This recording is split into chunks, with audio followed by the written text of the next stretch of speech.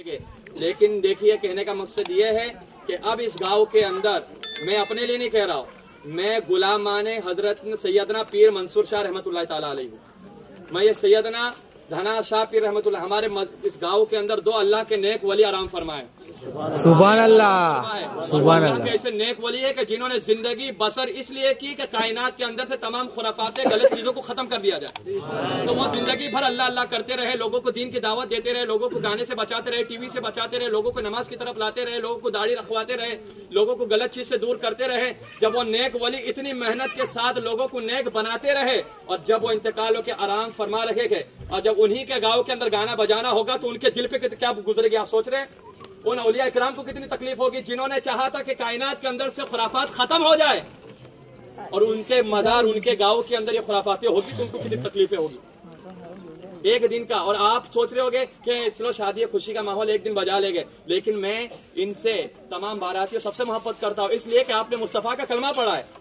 आपकी मुझे फिक्र है भाई, क्योंकि हम एक दिन गाना आप देख रहे होगे मुसलमानों की कितनी परेशानी है। 3 महीना होता नहीं है, लड़की कहती है मेरे को जाना तेरे साथ जमता नहीं है कि नहीं माहौल है। अब तलाक कितनी ज्यादा हो रही है, ये नहीं होता तो एक ही होता है, डॉक्टर साहब दवा दे दो 3 साल हो गए औलाद नहीं हो रही। ये मसला भी फैल गया है। और कितने लोग क्या रहे मौलाना के पास, मौलाना ताबीज दे दो, क्यों? कहते हैं कि औलाद तो हो गई लेकिन फरमा बरदार नहीं है, मारती है। ये वजह क्या है? औलाद हो रही है तो ना फरमान, या तो औलाद हो नहीं रही है, या तो बीवी साथ में मोहब्बत खत्म हो जा रही है, 3-4 महीने के बाद शादी तलाक हो जा रहा है। इसकी वजह क्या है? जो हम एक दिन मुस्तफा की सुन्नत को अदा करते वक्त गाना डीजे गाना नाचना खुदना करते हैं, इसकी नहुसत की वजह से शादी के अंदर जो बरकतें होती है उसे उठा लिया जाता है। तो एक दिन की खुशी के लिए जो इनकी 40 साल 45 साल 50 साल की आपस की जिंदगी रहेगी वो खराब नहीं हो रही है, वो खराब नहीं हो रही है। तो उसे बचाना है तो ये गाने बजाने करना होगा। एक दिन नाचोगे 40 दिन की पूरी जिंदगी का सुकून चला जाएगा।